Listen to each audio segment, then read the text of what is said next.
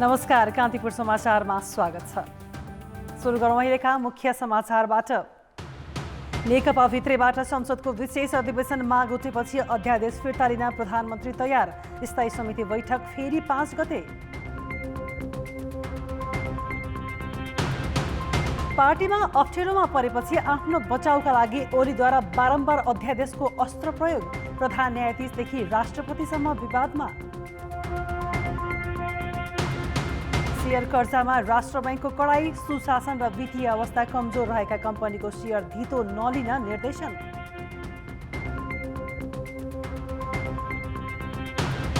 भारतमा कृषि कानूनको विरोधमा आन्दोलनका क्रममा 20 किसानको मृत्यु। आफ्ना मागप्रति प्रधानमन्त्री मोदी गम्भीर नभएको आरोप। र महिला फुटबल लिगलाई व्यावसायिक बनाउने एन्फाको प्रयास। विभागीय बाहेकका टिमले विदेशी खेलाडी राख्न पाउने पुरस्कार राशि 3 गुणा बढाइयो। सत्तारूढ दल नेकपाको शक्ति सङ्घर्ष लेनदेनमा पुगेर टुङ्गिएपछि सरकारले हिजो जारी गरेको संवैधानिक परिषद सम्बन्धी अध्यादेश फिर्ता हुने भएको छ। संसदको विशेष अधिवेशन बोलाउन मागसहितको समावेदन लिएर राष्ट्रपति कार्यालय शीतल निवास पुगेको नेकपाको असन्तुष्ट पक्ष पनि पछि हटेको छ।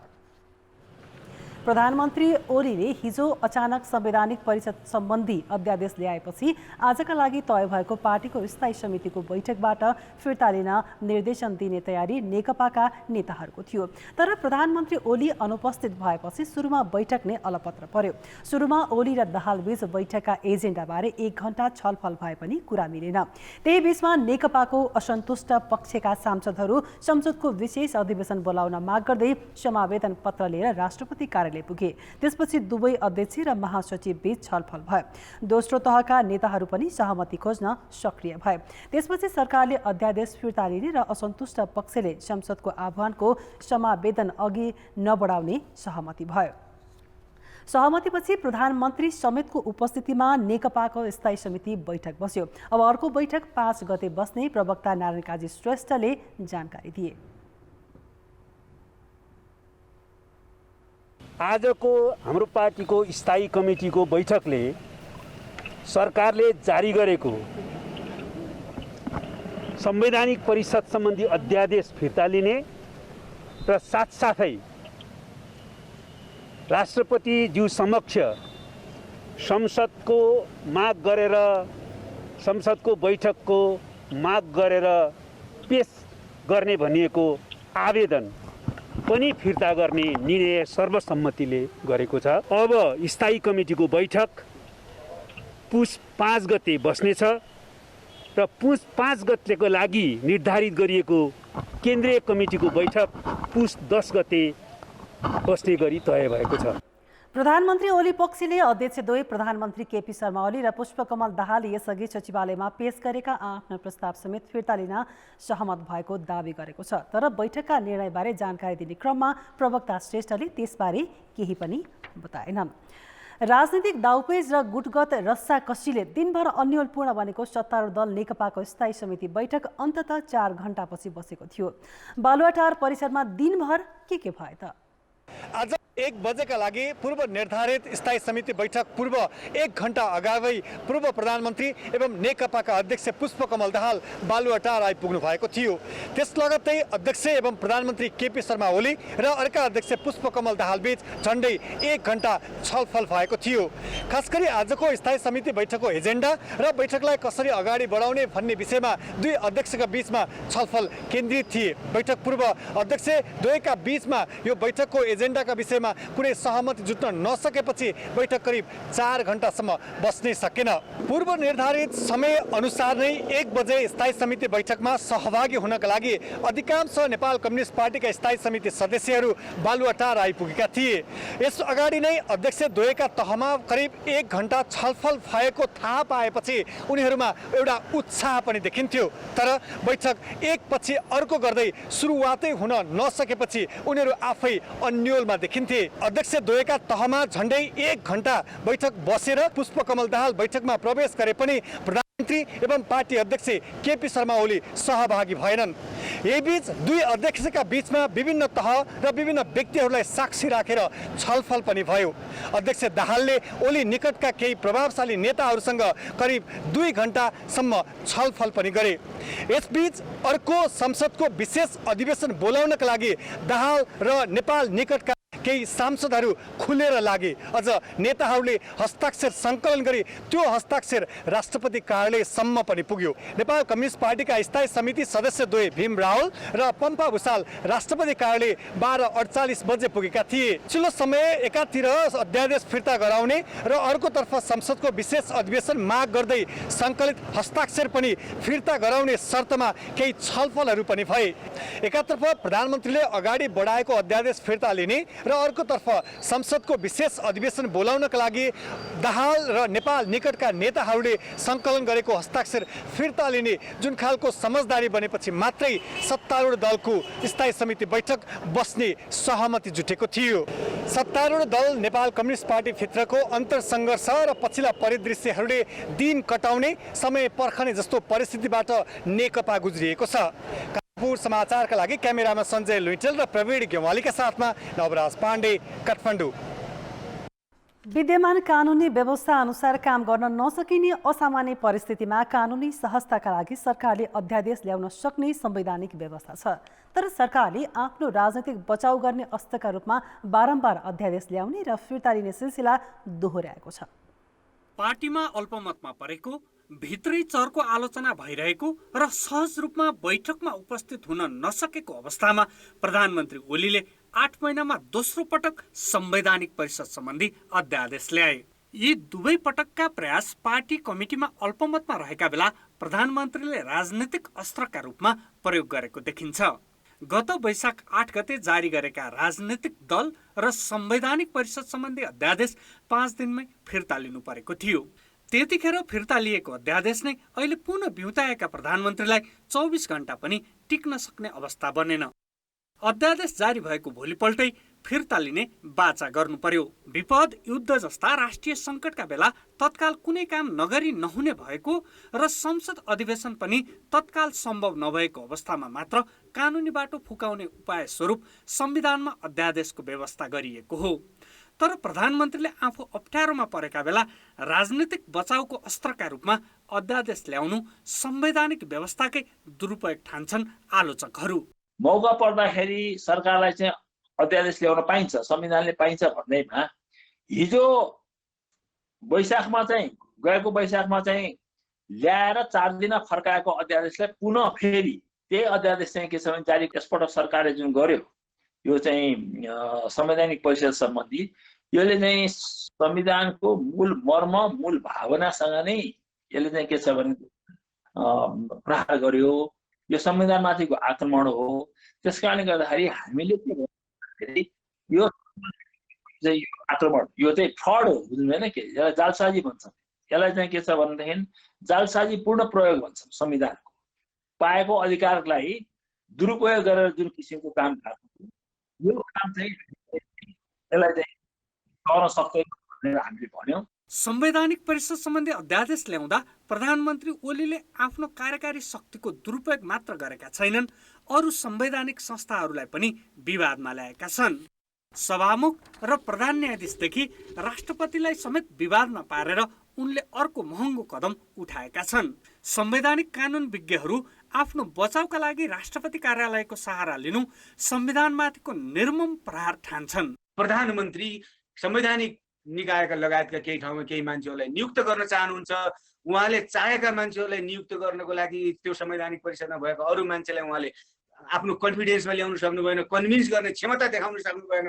त्यो क्षमता देखाउन नसकेकाले उहाँले जसलाई चाहे त्यसलाई नियुक्त गर्न नसक्ने अवस्था भएको कारणले उहाँले आफ्नो सहजताका लागि आफ्नो मन परेको मान्छेलाई नियुक्ति गर्नको लागि संविधानले परिकल्पना गरेको व्यवस्थालाई कुल्चिँदै यसको गलत तरिकाले के भन्दाखेरि यसलाई संशोधन गर्ने प्रयास गर्दै यो अध्यादेश ल्याउने प्रयास गर्नुभएको हो। यो संवैधानिक दृष्टिकोणले पनि, नैतिकताको दृष्टिकोणले पनि र व्यवस्थाको दृष्टिकोणले पनि उचित छैन भन्ने मेरो आफ्नो त्यस्तो मूल्याङ्कन छ। अध्यादेशको बाटो अहिले जसरी रोजिँदैछ त्यसले भविष्यका निम्ति पनि गलत नजर स्थापित गर्दैछ।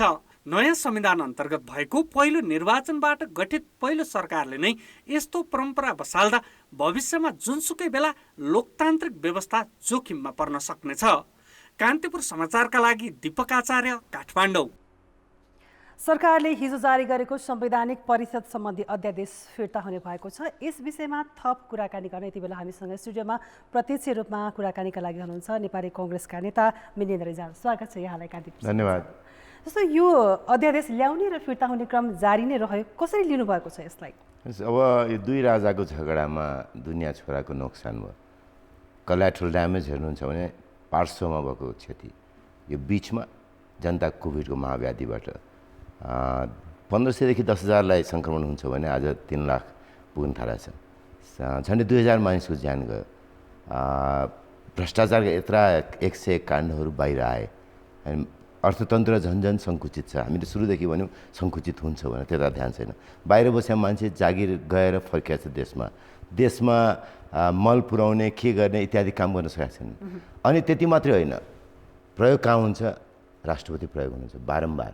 एउटा पार्टीको एउटा गुटको स्वार्थका लागि सबैभन्दा ठुलो, हाम्रो लागि यो संविधानको सबैभन्दा माथिल्लो संस्था राष्ट्रपति गणतन्त्र, त्यो संस्थाको प्रतिबिम्ब चाहिँ एउटा गुटलाई जोगाउनलाई प्रयोग हुने। त्यति मात्रै होइन, न्यायालय प्रयोग हुन्छ। न्यायालय अहिले मुद्दा गयो कि यो संविधानसँग बाजिया छन्। संविधानसँग बाजिया छ भनेर हेर्दाखेरि मुद्दा कसरी पर्छ भन्दा प्रधान न्यायाधीशलाई समेत विपक्षी बनाएर मुद्दा पर्छ भन्दाखेरि यसरी नेपालका संस्थाहरू एकपछि अर्कोलाई समेत क्याजुअल्टीमा हाल्ने गरी यो झगडा हो। यो दुईवटा पार्टीको झगडा मात्रै होइन, नेपालको संविधान, नेपालका संस्थाहरूलाई कमजोर बनाउने काम भयो। यो चाहिँ सबैभन्दा ठुलो दुःखद पक्ष हो। जस्तो यो शासन सत्ताको झगडामा प्रतिपक्ष त मौन बसेको जस्तो देखिन्छ नि त। हामी मौन बसेनौँ, हामीले विरोध गऱ्यौँ। हामीले पहिले पनि यही अध्यादेश यही रूपमा पहिले आउँदा पनि हुँदैन भन्यौँ, अहिले आउँदा पनि हुँदैन भन्यो। एउटा तपाईँहरूसँग मेरो अनुरोध के छ भन्दाखेरि तपाईँहरूले अन्डरस्ट्यान्ड के गरिदिनुपर्छ भने हामीहरू सडकमा मान्छे उतार्ने काममा खासै जान तयार भएनौँ। अहिले बाध्यतावश के भन्दाखेरि एउटा एक दिनको विरोध प्रदर्शन गऱ्यौँ हामीले। तर यत्रो कोभिडको सङ्क्रमणमा हामीले नागरिकलाई आउनु सडकमा उभियौँ भन्दाखेरि अनि त्यो सङ्क्रमण फैल्यो भने त सबैलाई चिन्ताको विषय हुन्छ। त्यसैले सरकारलाई सुधार्न सकिन्छ, बाटोमा ल्याउन सकिन्छ भने त्यो बाटोमा ल्याउने कोसिस गरौँ भनेर हामीले आफ्ना जे हुन सक्थ्यो ती सबै गऱ्यौँ। र फेरि हाम्रो मान्यता के रह्यो भन्दाखेरि संसदमा गर्ने हो भन्दा संसदमा हामी आफ्नो कुराहरू बलियो साथ नै उठाउँदै थियौँ। एकाएक सरकारले संसद बन्द गर्यो। त्यस पछाडि संसदको अधिवेशन फेरि बोलाउने इत्यादितर्फ कुरा भएको थियो। प्रधानमन्त्रीका पटक कुरा गर्न गयौँ। तर मैले यति भन्नुपर्छ कि तपाईँहरूले विपक्षको भूमिका गरेन भन्दाखेरि गरेन भनेर भन्न पनि पाउनुहुन्न। तर सँगसँगै तपाईँहरूले गरेन भन्दाखेरि त्यसमा अन्तर्निहित सन्देशलाई हामीले स्वीकार्नुपर्छ। योभन्दा अझ प्रभावकारी प्रतिपक्ष आम नागरिकले खोज्या हो, त्यस्तो प्रतिपक्ष काङ्ग्रेस हुनुपर्छ, भएको छैन। जस्तो यो राष्ट्रपतिद्वारा जसरी प्रधानमन्त्रीका हरेक सिफारिसहरू अनुमोदन गरिएका छन् नि, यो कतिको स्वाभाविक हो त? मलाई त साँच्चै मैले भने अरू ठाउँमा पनि भनेको छु, तपाईँसँग म दोहोऱ्याएर भन्न चाहन्छु। अहिले पनि उहाँहरू झगडा सक्यो, दुई राजाहरू मिल्नुभयो। क्षति आम नागरिकदेखि लिएर विभिन्न संस्थाहरूसम्म भयो। उहाँको पार्टीलाई पनि भयो होला, भरोसा नेताहरूका प्रति, राजनीतिका प्रति पनि गयो होला, कमजोर भयो होला। जनतामा यति ठुलो निराशा छ। तर त्योभन्दा ठुलो कुरा के भन्दाखेरि अनि गुटकै राजनीति शीतल निवासबाट गर्ने हो भने गुटको राजनीति नगर्ने, यो संविधानलाई मान्ने, अर्को कम्युनिस्ट नेतालाई राष्ट्रपति बनाएर उहाँ नेपाल कम्युनिस्ट पार्टीको अध्यक्ष बन्ने बाटोमा अगाडि बढ्यो हुन्छ। हामीलाई त्यसमा आपत्ति छैन। तर त्यहाँ बसेर गणतन्त्रको सबैभन्दा माथिल्लो संस्थामा बसेर त्यो बिम्बलाई कमजोर बनाउने, हिजोका महाराजाहरूभन्दा पनि आज त्यहाँको प्रतिनिधि पात्र झन्झन बदनाम हुँदै जाने हो भने त निराशा ओलीजीप्रति हुने, निराशा सरकारप्रति हुने, निराशा कम्युनिस्ट पार्टीप्रति हुने, अनि जोखिममा संविधान र लोकतन्त्र पर्ने, त्यो चाहिँ हाम्रो चिन्ताको विषय हो। जस्तो आजको दिनमा भन्दाखेरि घर झगडा नै हो यो। दुई अध्यक्षको एकअर्का विरुद्ध आरोप प्रत्यारोप अहिले पनि चलिरहेको छ। यदि यी दुवै खेमा मिलेको खण्डमा चाहिँ ती आरोपहरू खारेज हुन सक्छन्? अनि एउटा कुरा उहाँहरूको आन्तरिक मात्रै हो, प्रचण्डको थिसिस, ओलीको एन्टिथिसिस, त्यसबाट उहाँले निकाल्ने अब ल्याउने भनेको सिन्थेसिस। अनि आम नागरिकले के भन्ने बिर्सिने, खारेज भयो। प्रचण्डजी हाम्रो महान नेता कामरेड प्रचण्डले खारेज गर्नुभयो महान कामरेड ओलीका बारेमा लगाएको आरोप। त्यस्तै महान कामरेड प्रधानमन्त्री ओलीले खारेज गर्नुभयो प्रचण्डलाई लगाएको आरोप। आजदेखि ती आरोपहरू रहेनन्। अब हामी सबै नेपालीले उहाँहरू एकदम दुधले धुइएको जस्तो बन्नुभयो नेताहरू हाम्रा भनेर हिँड्ने के गर्ने? जनताका बिचमा उहाँले यति सङ्गीन आरोप लगाउनु भएको छ एकअर्कालाई। अनि एउटा सीमाभित्र बसेर झगडा हुन्छ के अरे राजनैतिक पार्टीभित्र प्रतिस्पर्धा हुन्छ। उहाँहरू दुईवटा पार्टी बेग्ला बेग्लै विचारका, त्यसमा त्यो दुईटै नेता असाध्य आफ्ना बारेमा असाध्य ठुलो इमेज मै मत भन्छु मैले उहाँहरूलाई। त्यस्तो खाले नेताहरूलाई कठिनाइ होला। त्यस्तो कठिनाइमा उहाँले ती सीमाहरू सबै बिर्सेर एकअर्कालाई आरोपित गराउनु सार्वजनिक सम्पत्ति बनाएको छ उहाँले एकअर्कालाई लगाएको आरोप। अब भोलि के भन्नुहुन्छ? ती आरोपहरू प्रमाणित भएनन् भन्नुहुन्छ कि अथवा के गर्ने? हामी मिल्यौँ, अब हामी दुईवटा राजा मिल्यौँ, अब जति नेपाली जनताको क्षति भए पनि होस् भनेर भयो नि त? क्षति त भएन। जस्तो आजको यो कङ्ग्रेसको बैठकले चाहिँ संसद अधिवेशनको माग पनि गरेको छ, यो सम्भव हुन्छ त? यो हुन्छ हुँदैन कि? संसदको अधिवेशन त यसै बोलाउनु पऱ्यो नि। उहाँले अनाहकमा संसद अन्त्य गर्नु यसकारण कि आन्तरिक झगडा व्यवस्थापन गर्न सक्नुहुन्न। कम्युनिस्ट पार्टीले आफ्नो आन्तरिक झगडा व्यवस्थापन नगरेका कारणले संसदको अधिवेशन क्याजुअल्टीमा गयो। उहाँहरूले आफ्नो आन्तरिक झगडा व्यवस्थापन गर्न नसकेका हुनाले नेपाली जनता अझ बढी सङ्क्रमित भयो। कोभिडको कारणमा अझ बढी मृत्युवरण गर्न पुग्यो, अझ बढी सङ्क्रमण फैलिने चिन्ता छ। अहिले पनि किनकि ठुल्ठुला सङ्गीन भ्रष्टाचारका घटनाहरू घटे। अहिले पनि विभिन्न संस्थाहरू न्यायालयदेखि लिएर संवैधानिक अङ्ग निकायहरू किनकि व्यक्तिका पेवा संस्थाका रूपमा र मान्छे तपाईँहरूले पनि सुन्नुभएको छ। आम सञ्चारलाई के भन्नु प्रधान? मैले देखाएको कुरा सञ्चारले देखाएको छैन भन्दाखेरि उहाँको क्रिटिसिजम गर्ने लोकतन्त्रमा मिडिया जस्तोले बोल्यो भने उहाँलाई सबैभन्दा ठुलो त्यो असह्य हुने भन्दाखेरि यसरी निर्वाचित सत्तावादी सोचबाट उहाँ हिँड्नुभयो। सत्तावादी मसँग छ, मैले जितेको छु, मैले जितेपछि मैले कसैलाई मान्नु पर्दैन, विधि मान्नु पर्दैन, उत्तरदायित्व छैन, पार्टी मान्नु पर्दैन, संसद मान्नु पर्दैन, न्यायालय मान्नु पर्दैन, संवैधानिक अङ्ग र निकाय मान्नु पर्दैन, एउटा मर्यादा मान्नु पर्दैन, सञ्चार जगतलाई मान्नु पर्दैन, नागरिकलाई मान्नु पर्दैन। त्यो मान्यता उहाँले स्थापित गर्न खोज्नुभयो। त्यसका बारेमा अर्को अध्यक्षले होइन यसो गर्नु हुँदैन भन्नु। अब उहाँले दुईटाले त हेरौँ न, हामी पनि पर्खेर बसेका छौँ। हामीभन्दा अझ बढी नेपाली जनताले पर्खेर बसेका छ। प्रचण्डको थिसिस, ओलीको एन्टिथिसिसबाट आउने सिन्थेसिस, अनि जनताले कसरी लिन्छ, उहाँले जनतालाई कसरी जवाब दिन्छ? आखिर अन्ततः उहाँहरूको उत्तरदायित्व जनताको प्रति हो। दुईटै अध्यक्षको, प्रधानमन्त्री भएको पनि हुन असाध्यै ठुलो कसरत गरेर अध्यक्षको पनि। हस्, यहाँको समय र विचारका लागि धेरै धेरै धन्यवाद छ। मलाई आमन्त्रण गरेर आफ्नो विचार राख्ने मौका दिनुभएकोमा हार्दिक आभार। उहाँ हुनुहुन्थ्यो नेपाली कङ्ग्रेसका नेता मेनेन्द्र रिजाल। सत्तारूढ दल नेकपा नेतृत्वको चर्को अविश्वास र विवादले पार्टी नै फुटको सङ्घारबाट पुगेका बेला फेरि मत्थर हुने बाटो रोजेको छ। राजनीतिक मूल्य मान्यता, जनजीविकाका सवाल र संवैधानिक प्रक्रियालाई समेत भद्रगोल पारेर महिनौसम्म घर झगडामा अल्झिएको नेकपा पुरानै भागबण्डाको सहमतिमा फर्किने देखिएको छ। हिजो जारी अध्यादेश फिर्ता र आजै अघि बढेको संसदको विशेष अधिवेशनको समावेदन रोक्ने सहमतिले विवाद थाँती राख्ने सङ्केत गरेको छ। प्रधानमन्त्री तथा नेकपा अध्यक्ष केपी शर्मा ओलीले वैशाख 8 गते राजनीतिक दल विभाजन सम्बन्धी अध्यादेश ल्याएका थिए। त्यसको विरोधमा पार्टीका 20 जना स्थायी समिति सदस्यले बैठकको माग राख्दै पत्र बुझाएपछि चर्केको नेकपाको विवाद अहिलेसम्म आइपुग्दा राष्ट्रिय राजनीतिकै गतिरोधको कारक बनेको छ। तर यो 6 महिनामा न वारपार न त एकता, बरु आरोप प्रत्यारोप र मोर्चाबन्दीमा पार्टीका शीर्ष नेतादेखि कार्यकर्तासम्म विभाजित भए। जनजीवनका विषय जहिल्यै ओझेल पारिए। असार 10 गते सुरु स्थायी समिति बैठकको तेस्रो दिन असन्तुष्ट समूहका नेता पुष्पकमल दाहाल र माधव कुमार नेपालले ओलीसँग दुवै पदबाट राजीनामा नै मागेका थिए। भदौ दोस्रो साता 6 सदस्यीय कार्यदल बनाएर त्यसले 2 अध्यक्षको कार्यविभाजन गरेपछि झन्डै 70 दिनको रसाकसी भागबण्डामा पुगेर टुङ्गिएको थियो। तर अहिले सहमति कार्यान्वयनमा इमान्दारिता नदेखाएको भन्दै फेरि किचलो सुरु भयो। यसबीचमा बारम्बार सचिवालय बैठक बस्यो, तर कुरा एकले अर्कालाई कसरी गलाउने भन्नेमै सीमित भयो। सङ्गीन आरोप प्रत्यारोपका श्रृङ्खला चल्दै गर्दा समस्या स्थायी समितिमा सारियो। दुवै अध्यक्ष एक अर्का विरुद्ध खनिएपछि करिब एक ठाउँमा बस्नै नसक्ने अवस्थामा पुगेका थिए। त्यसले संवैधानिक परिषददेखि संसद र सरकारका काम कारबाहीमा समेत दाउपेचको स्थिति सिर्जना गरेको छ। मङ्सिर 21 गते सुरु भएको स्थायी समिति बैठकका पछिल्ला गुटगट रणनीति त्यसैका परिणाम हुन्। मङ्गलबार प्रधानमन्त्री ओलीले संवैधानिक परिषद सम्बन्धी अध्यादेश जारी गर्नु र बुधबार दाहाल पक्ष संसदको विशेष अधिवेशन बोलाउन राष्ट्रपति कार्यालय पुग्नुले पार्टी विभाजनकै डिलमा पुगेको देखाउँथ्यो। तर फेरि स्थिति एकाएक यस्तो भयो कि दोस्रो तहका केही नेताहरूको सक्रियतामा प्रधानमन्त्रीले अध्यादेश फिर्ता गर्ने र दाहाल पक्ष संसद अधिवेशनको समावेदनबाट पछि हट्ने सहमति भएको छ।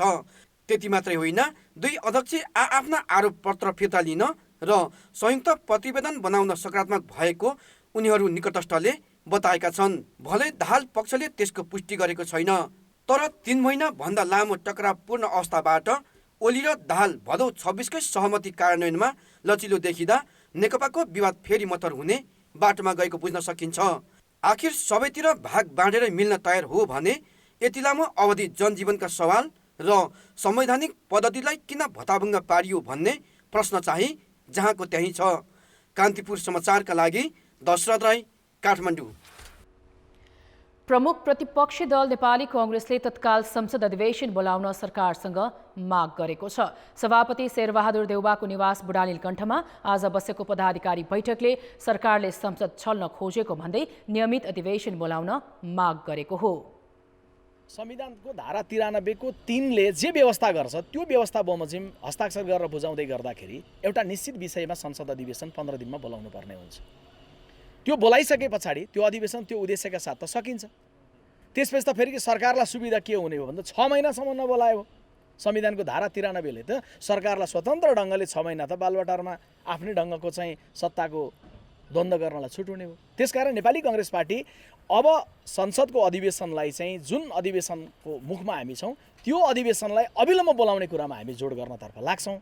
हामी हस्ताक्षरै गरेर बुझाएर अनि एउटा विषयमा अध्यादेशमा छलफल गरेर 6 महिनासम्म सरकारलाई रजगज गरेर छोड्न दिने गरी त्यो प्रकारको गल्ती गर्ने पक्षमा हामी छौँ।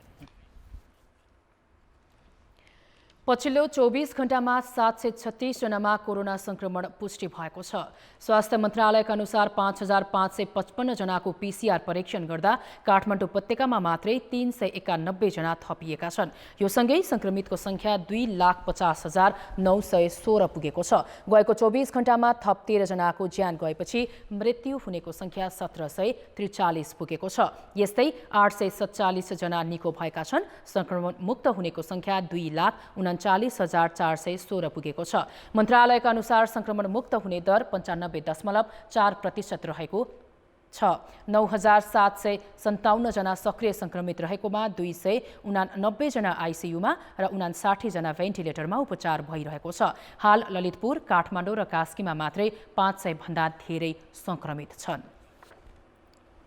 गएको 9 महिनासम्म सुनसान काठमाडौँको पशुपतिनाथ मन्दिर परिसरमा भक्तजनको चहल पहल देखिएको छ। आराध्य देव भगवान शिवको दर्शनका लागि स्वास्थ्य सावधानी अपनाएर आजदेखि पशुपतिनाथ मन्दिर खुला गरिएको छ। पशुपतिनाथ मन्दिर प्रवेशका लागि पश्चिम ढोका खुल्ला गरिएको छ। प्रवेश अगाडि दर्शनार्थीले मास्क लगाए नलगाएको स्वयंसेवकले निरीक्षण गर्नेछन्।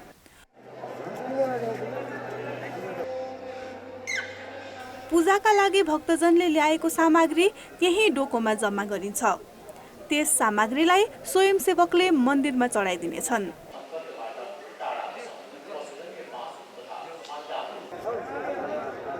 स्यानिटाइजर लगाएपछि भक्तजनको शरीरको तापक्रम परीक्षण गरिन्छ। त्यसपछि मात्र मन्दिर प्रवेश गर्न दिइन्छ।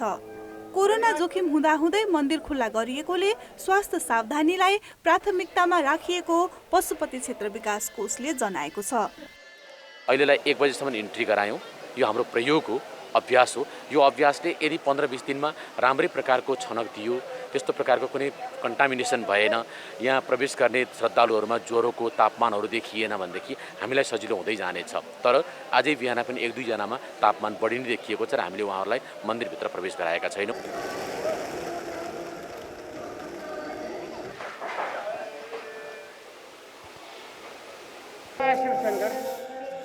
लामो समयपछि खुलेको मन्दिरमा जनस्वास्थ्यका मापदण्ड र कोषको विभिन्न नियम पार गरेर दर्शन गर्न पाउँदा भक्तजन दङ्ग छन्।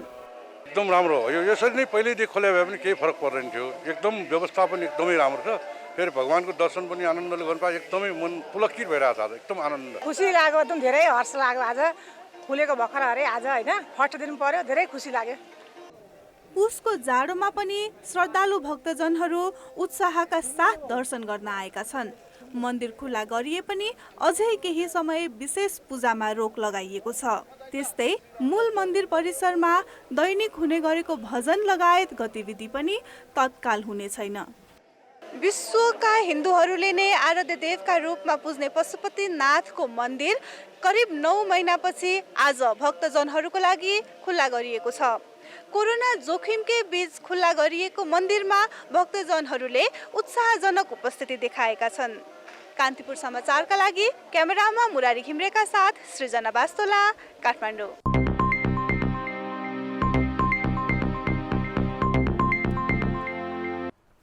नेपाल राष्ट्र बैंकले शेयर धितोमा प्रवाह हुने कर्जामा केही कडाई गरेको छ 3 वर्षदेखि साधारण सभा नगरेका र लगातार नोक्सानीमा रहेका संस्थामा ऋण दिन रोक लगाउने गरी केन्द्रीय बैंकले निर्देशन जारी गरेको हो व्यावसायिक रूपमा सञ्चालनमा आएको 1 वर्ष नकटेका संस्थाको शेयरमा पनि ऋण दिन पाइने छैन यस्तै 250 दिनसम्म कारोबार नभएका संस्थाहरूमा ऋण लगानी गर्न नपाउने व्यवस्था गरिएको छ बैंकबाट अधिविकीकरण कर्जा ओभरड्राफ्ट लिँदै शेयरमा लगानी बढेको पाइएपछि राष्ट्र बैंकले यसमा पनि 50 लाख रुपैयाँको सीमा दिएको छ अब ऋणीले अर्को संस्थाबाट यस्तो कर्जा लिएको छ वा छैन भनेर यकिन गरेर 50 लाखको सीमा ननाग्ने गरी ऋण दिनुपर्नेछ यस्तै शेयर कर्जा प्रदान गर्दा अब बैंकहरूले त्यसको मूल्य आम्दानी अनुपात बुक भ्यालु प्रतिफल दिने क्षमता र लाभांश भुक्तानी अनुपात जस्ता आधारभूत सूचकको विश्लेषण गर्नुपर्छ ओडी किसिमका लोनहरू चाहिँ लिने गरेकोमा अब व्यक्तिगत यी यस्ता किसिमका लोनहरू 50 लाख भन्दा बढी चाहिँ लिन नपाइने व्यवस्था सर्कुलर मार्फत प्रस्ताविएको छ त्यसैगरी लोन प्रिपेमेन्ट गर्दाखेरि अथवा लोन स्वाप गर्दाखेरि अलिकति यसलाई डिसिप्लिनमा राखिएको छ 2 वर्षसम्म अग्रिम भुक्तानी हुने लोनहरूको सन्दर्भमा सेवा शुल्कको बढीमा अधिकतम 100% सम्म चाहिँ यो चार्ज तिर्नुपर्ने हुन्छ त्यस्तै स्थिर ब्याज दरको सीमा पनि 7 वर्ष कायम गरिएको छ यसअघि ऋण नतिर्दासम्म स्थिर हुने भनिएको थियो पहिलोपल्ट 7 वर्ष र त्यसपछि प्रत्येक 5 वर्षमा यस्तो ब्याज दर संशोधन हुने व्यवस्था गरिएको छ राष्ट्र बैंकले कर्जा अग्रिम भुक्तानी शुल्क वा स्वाप शुल्कमा पनि पुनरावलोकन गरेको छ यसलाई समयका आधारमा शुल्क निर्धारण गरिनेछ कर्जा प्रवाह भएको 2 वर्षभित्रै अग्रिम चुक्ता गर्दा बैंकले ऋणीबाट सेवा शुल्कको 100% रकम असुल नपाउने छुट राष्ट्र बैंकले दिएको छ वाणिज्य बैंकको सेवा शुल्क अधिकतम 0.75% तोकिएको छ यस्तै 2 देखि 5 वर्षभित्र चुक्ता भएमा सेवा शुल्कको 50% र 5 वर्षभन्दा बढीमा चुक्ता भए 20% शुल्क लिन पाइनेछ यसअघि जहिले सुकै कर्जा चुक्ता गरे पनि 20% शुल्क तिर्दा पुग्थ्यो शेयर बजार परिसूचक नेप्सेमा आज सामान्य गिरावट देखिएको छ कारोबार रकम भने उल्लेख्य मात्रामा छ शेयर बजार मापन गर्ने परिसूचक नेप्से 6 अङ्कले घटेर 2055 अङ्कमा रोकिएको छ आज दिनभर जलविद्युत वित्त लघु वित्त जीवन र निर्जीवन बीमा र अन्य समूह ऋणात्मक रहे बैंकिङ व्यापार होटल विकास बैंक उत्पादनमूलक लघु वित्त र म्युचुअल फन्डमा सामान्य वृद्धि देखिएको छ आज दिनभर 179 कम्पनीका 1 करोड 5 लाख भन्दा बढी शेयर किनबेच हुँदा 5 अर्ब 14 करोडको कारोबार भयो हिजो परिसूचक 5.7 अङ्कले घटे पनि 6 अर्ब भन्दा बढीको कारोबार भएको थियो अभिनेत्री मनिषा कोइराला क्यान्सरलाई जिते यता जीवन भोगाई बारेको अनुभव बाँड्न अरू विधाको सृजनामा पनि लागेकी छिन् यही क्रममा उनले साङ्गीतिक समूह सुरसुधासँग मिलेर एउटा गीत रेकर्ड गराएकी छिन् जसमा उनले मृत्युञ्जयको मन्त्रोच्चारण गरेकी छिन् गायनमा पनि सार्वजनिक हुन लागेकी उनी अहिले त्यसैको भिडियोको छायाङ्कनमा व्यस्त छिन् बलिउडमा ख्याति कमाएकी अभिनेत्री कोइराला अभिनयमा मात्र होइन नेपालको सामाजिक विषयमा पनि उत्तिकै चासो राख्छिन् अभिनयबाट लामो समय टाढा बसेकी उनी हाल स्वदेशमै रमाइरहेकी छिन् सामाजिक सञ्जालमा नेपालबारे राख्ने विभिन्न धारणामा पनि उनको मातृभूमिप्रतिको लगाव र गौरव झल्किन्छ पुस्तक लेखनदेखि सामाजिक अभियन्ताका रूपमा काम गरेकी उनले गायनमा समेत पाइला टेकेकी छिन्। अब उनलाई साङ्गीतिक समूह सुरसुधाका साथ महामृत्युञ्जय मन्त्रोच्चारणमा सुन्न र देख्न सकिनेछ। उहाँहरूको जस्तो कस्तो मिठो तबला, कस्तो मिठो बाँसुरी, कस्तो मिठो सितार, गिटार, एउटा वर्ल्ड स्ट्यान्डर्डको फ्युजन म्युजिक नेपालबाट निस्किँदैछ। I think I am really proud of that. र हाम्रो कोसिस हो राम्रो गर्ने काम, मेहनत गर्ने, राम्रो कुरा बनाएर दुनियाँ समक्ष राख्ने र नेपालबाट पनि राम्रो कुरा वर्ल्ड स्ट्यान्डर्डको कुरा जान्छ भन्ने हाम्रो प्रयास चाहिँ नि त्यही हो। र सिङ्गिङ करियर मैले खोजे होइन, it's something I love doing, I enjoy singing. Patan दरबारमा बुधबार त्यही गीतको भिडियो छायाङ्कन भइरहेको थियो।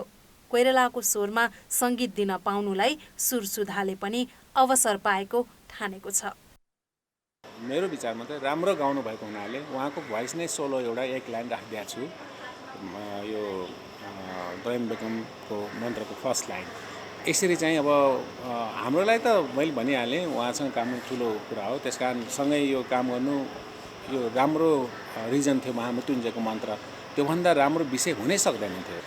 सङ्गीतको त्यत्रो लामो समयको एक्सपिरियन्सले के भन्छ भने she is perfect on tuning. गायनमा पोख्त नभए पनि अभिरुचिका कारण यसतर्फ लागेको उनी बताउँछिन्। कुनै पनि कुरा सिक्नका लागि समय दिने र त्यसमै रम्ने हो भने आनन्द खोज्न अन्यत्र जानै नपर्ने उनको अनुभव छ।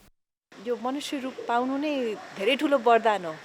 यसलाई चाहिँ नि हामीले इम्पोर्टेन्ट यसको बुझ्नुपर्छ र फुलफिल लाइफ, पिसफुल लाइफ, तपाईँको जे मन लाग्छ, जेमा तपाईँको मन, कुनै कुरा सानो ठुलो हुँदैन। मलाई हाउसवाइफ पनि त्यत्तिकै इम्पोर्टेन्ट लाग्छ जतिकै ठुलो बिजनेस वुमन भए पनि। मलाई त्यसमा केही भेदभाव चाहिँ छैन। यो human dignity, human respect, humanity, तिनीहरू भ्याल्युजहरू पो ठुलो कुराहरू हो। जीवनको आनन्द र स्वाद लिन चाहने हो भने जस्तै सङ्कटले पनि अवरोध नगर्ने कोइरालाको अनुभवले बताउँछ। त्यसैले मृत्युको मुखमा पुगेर फर्किएकी उनको जीवन आफैमा एक प्रेरणाको स्रोत हो। कान्तिपुर समाचारका लागि क्यामेरामा हरिशरण तिमिल सिन्हाका साथमा शर्मिला खनाल, काठमाडौँ। अब जनताको आवाज हामीले पर्वतमा सोधेका छौँ। 2/3 बहुमत नजिकको सरकारका प्रधानमन्त्रीले पटक पटक अध्यादेश जारी गर्नुलाई के भन्नुहुन्छ? जनताको आवाज आफैमा अलि अहम बढे जस्तो लाग्छ। यो सबै भाइ साथीभाइलाई समेट्नु पर्ने र मै जान्ने मै सुन्ने भयो जस्तो मलाई लाग्छ। सबै भाइको विचारले यो सरकार बनेको हो। यो सरकार राम्रो बन्नुहोस् भन्ने हामीलाई आशा थियो। यो आशामाथि जनतामाथि निराशा प्राप्त हुँदै गछ। प्रधानमन्त्रीले मै मात्रै अरू कोही पनि होइन भन्ने जस्तो सोचेर काम गर्नुभएको छ। अब जनता त्यसरी मान्नेवाला पनि छैनन्। उहाँले सोचेको र उहाँको भिजन अनुसार काम गर्ने कुरामा सबैजनाको मत एउटै नभएको हुनाले र काम गर्ने कुरामा हरेक पटक बाधा अवरोध आइरहने हुनाले यो बिचबिचमा अध्यादेश ल्याएर अगाडि बढ्न खोज्नु भएको कि जस्तो मलाई लाग्छ। सरकार चाहिँ निरङ्कुश बनेको उहाँले केपी सरकार ओली नै आफै निरङ्कुश छ। आफ्नो क्याबिनेटको मन्त्रीलाई थाहा हुँदैन अध्यादेश ल्याउने भनेपछि उनी कति निरङ्कुश छ भन्ने कुरा त्यहाँबाटै थाहा हुन्छ। नेताहरूले चाहिँ कतै सहयोग नदिएको कारणले गर्दा साथ र सहयोग नदिएको हुँदाखेरि उहाँले चाहिँ यो अध्यादेश ल्याउन खोज्नु भएको कि जस्तो लाग्छ मलाई। उहाँले चाहिँ काम गर्न सक्नु भएन भन्ने भयो है, उहाँलाई सहयोग नै भएन कि जस्तो लाग्छ मलाई। संसदलाई बाइपास गरेर अध्यादेश ल्याउने कामले प्रजातन्त्रमाथि, लोकतन्त्रमाथि धावा बोलेको महसुस चाहिँ हामीले गरेका छौँ। तर यो स्वयं भोलि नेकपाका लागि र स्वयं केपी ओलीका लागि एउटा घातक सिद्ध हुन सक्ने सम्भावना पनि हामी देखिरहेका छौँ।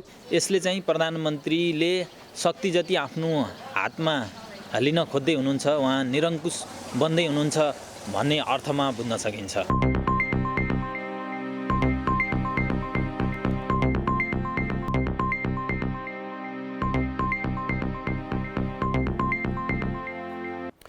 नमस्कार, कान्तिपुर खेलकुद समाचारमा स्वागत छ। नेपाली महिला क्लब फुटबलमा विभागीय टिमको वर्चस्व छ, जसका कारण महिला लिगमा खासै प्रतिस्पर्धा हुँदैन। यसपटक भने अखिल नेपाल फुटबल सङ्घ एन्फाले महिला लिगलाई व्यावसायिक बनाउने प्रयास स्वरूप केही नयाँ व्यवस्था गरेको छ। एन्फाका अनुसार विभागीय बाहेकका टिमले विदेशी खेलाडी अनुबन्धन गर्न सक्नेछन्। पुरस्कार राशि पनि बढ्नेछ। 2069 सालबाट सुरु भएको महिला लिगमा त्रिभुवन आर्मी, नेपाल पुलिस तथा सशस्त्र प्रहरी बल एपीएफ गरी 3 विभागीय क्लबको एकाधिकार हुँदै आएको छ। अनि क्लब सहभागितामै सीमित छन्। तर इन्फाले यसपटक थप व्यावसायिक बनाउने योजनासहित विभागीय बाहेकका 4 टिममा 4 विदेशी खेलाडी अनुबन्ध गर्ने प्रावधान ल्याएको छ। जसअनुसार माघ 7बाट हुने लिगमा विराटनगर, चन्द्रपुर, वालिङ र चौदण्डी चारै टिमले दक्षिण एसियाली मुलुकका 4-4 वटा खेलाडीलाई अनुबन्ध गर्न पाउनेछन्। यसले लिगमा प्रतिस्पर्धा र व्यावसायिकता दुवै बढाउने अपेक्षा गरिएको छ। 4 वटा नगरपालिका टिमहरूलाई विदेशी खेलाडी सहित राख्न हामीले अनुरोध गरेका छौँ, किनभने त्यो विदेशी खेलाडी सहित प्रावधानहरू चाहिँ हामीले राखेका छौँ र तसर्थ अब किन 3टा विभागीय टिम असाध्यै बलियो छ अहिले यहाँ क्लबका रूपमा र नगरपालिका टिमले अब बाँकी नेपाली खेलाडीभन्दा विदेश समेत ल्यायो भनेदेखि प्रतिस्पर्धा राम्रो हुन्छ भन्ने हामी सोचेका छौँ। त्यसका लागि अब कोभिडबाट जोगाउनका लागि जे अब सुविधाहरू दिनुपर्छ त्यो इन्फा दिन तयार छ। त्यसका लागि अब त्यो प्रशिक्षणका लागि चाहिने सामग्रीहरू हामी दिन्छौँ त्यो 4 वटा टिमलाई, 7 वटा टिमलाई होइन। हामीले अब तिनीहरूलाई काठमाडौँमा राखेर हामीले सुरक्षित तरिकाले खेलाउने कोसिस गरिरहेका छौँ। जति पनि हाम्रो चाहिँ अब यो टिमहरू छ अहिले छान्दै गरेर चाहिँ 4 वटा चाहिँ हाम्रो चाहिँ टिम आएको छ यो मेयर कपबाट चाहिँ त्यो टिमलाई चाहिँ अझ स्ट्रङ बनाउनको लागि चाहिँ हामीले चाहिँ बाहिरको चाहिँ इन्टरनेसनल खेलाडीहरू चाहिँ 4 जनासँग राख्नु पाउने। अब उनीहरूले लबिङ त गरिरहेछ इन्डिया अनि बङ्गलादेश अनि त्यसपछि भुटान उनीहरूसँग चाहिँ, तर अहिले कोरोनाले गर्दाको चाहिँ सबै कन्ट्रीलाई चाहिँ इफेक्ट परेको हुनाले सायद यसले चाहिँ अलिकति इफेक्ट लाग्छ कि भन्ने लाग्छ, तर पनि उनीहरूको चाहिँ लबिङ भइरहेछ। इन्फाले भर्खरै महिला र पुरुष खेलाडीको पारिश्रमिकमा समानता ल्याएको छ। महिला लिग विजेताले 5 लाख जित्दा पुरुषको 50 लाख रुपियाँ पुरस्कार रहेको छ। यसपटक महिला लिगको पुरस्कार राशिमा 3 गुणा बढाउने इन्फाको तयारी छ। यसपालि हाम्रो प्राइस के अरे फर्स्टमै हाम्रो यो लिगको चाहिँ विनर टिमको चाहिँ 15 लाख छ।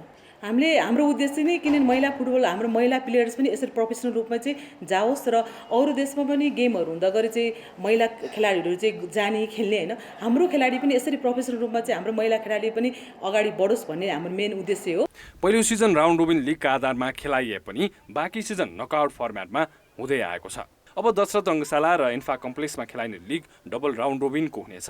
प्रतियोगिता आयोजनाका लागि झन्डै 1 करोड 80 लाख रुपियाँ बजेट अनुमान गरिएको छ। इन्फाको यो योजना कागजमा मात्र सीमित नहोस्। कान्तिपुर समाचारका लागि क्यामेरामा विनोद कोजुका साथ किशन भण्डारी, काठमाडौँ। अब जनमतको अन्तिम परिणाम। जनमतमा हिजो हाम्रो प्रश्न थियो, प्रदेश सरकारले किन अनुत्पादक क्षेत्रमा बढी बजेट खर्च गरेको होला? ए, प्राथमिकतामै अलमल, बी, मतदाता रिजाउने मेलो र सी, नयाँ योजनै नहुनु। जनमतको अन्तिम परिणाम यस्तो छ, प्राथमिकतामै अलमलमा 19%, मतदाता रिजाउने मेलोमा 52%, नयाँ योजनै नहुनुमा 29% मत प्राप्त भएको छ। अब जनमतमा आजको प्रश्न। जनमत महिला फुटबल टिमले विदेशी खेलाडी राख्न पाउने व्यवस्थालाई के भन्नुहुन्छ? ए, व्यावसायिकतातर्फको पहल, बी, देखासेकी मात्र र सी, आफै सक्षम बनाऊ। जनमतको अन्तिम परिणाम भोलि साँझ 8 बजेको कान्तिपुर समाचारमा प्रसारण गर्नेछौँ। कृपया NEWS स्पेस A, B वा C टाइप गरी 34001मा SMS गरी आफ्नो मत व्यक्त गर्नुहोला। अन्तर्राष्ट्रिय क्रिकेट काउन्सिल ICCले विश्वकप क्रिकेट लिग 2 को खेल तालिका सार्वजनिक गरेको छ, जसमा पहिलो सिरिज नेपालले ओमानमा खेल्नेछ। ICCले सार्वजनिक गरेको तालिका अनुसार नेपालले कोरोना भाइरसपछि पहिलो सिरिज ओमानमा खेल्नेछ। खेल 2021 को मार्च 19 देखि 28 तारिकसम्म हुनेछ। यस्तै नेपालले 2021 को जुलाईमा स्कटल्यान्डमा नामिबिया र घरेलु टिमसँग तथा 2022 को फेब्रुअरीमा घरेलु मैदानमा UAE र PNGसँग खेल्नेछ। सोही वर्षको जुलाईमा अमेरिकामा घरेलु टिम र ओमानसँग खेल्नेछ। 2022 कै सेप्टेम्बर 22बाट अक्टोबर 2 तारिकसम्म UAE र PNGसँग, PNGमा 2023 को फेब्रुअरीमा UAE, PNGसँग UAE मा खेल्नेछ। फेब्रुअरीमा नामिबिया र स्कटल्यान्डसँग घरेलु मैदानमा खेल्नेछ। सन् 2023 मा भारतमा आयोजना हुने 1 दिवसीय विश्वकपका लागि छनौट प्रतियोगितामा अहिले नेपाल 4 खेलमा 2 जित र 2 हार बेहोर्दै 6औं स्थानमा छ। यो प्रतियोगिताको शीर्ष 2 मा रहने टिमले सोझै विश्वकपमा स्थान बनाउनेछ। कान्तिपुर खेलकुद समाचार अहिले यति नै। धन्यवाद रोशन। अब मौसम सम्बन्धी जानकारी।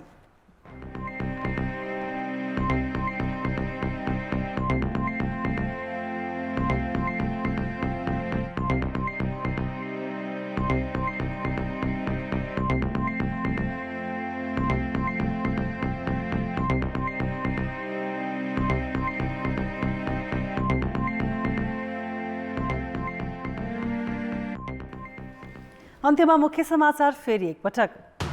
नेकपा भित्रैबाट संसदको विशेष अधिवेशन माग उठेपछि अध्यादेश फिर्ता लिन प्रधानमन्त्री तयार। स्थायी समिति बैठक फेरि 5 गते।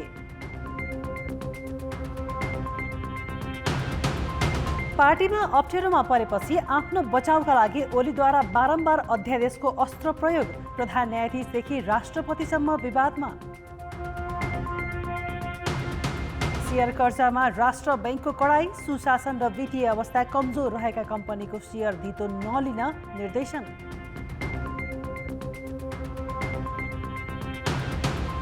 भारतमा कृषि कानुनको विरोधमा आन्दोलनका क्रममा 20 किसानको मृत्यु। आफ्ना मागप्रति प्रधानमन्त्री मोदी गम्भीर नभएको आरोप। र महिला फुटबल लिगलाई व्यावसायिक बनाउने इन्फाको प्रयास। विभागीय बाहेकका टिमले विदेशी खेलाडी राख्न पाउने। पुरस्कार राशि 3 गुणा बढाइयो।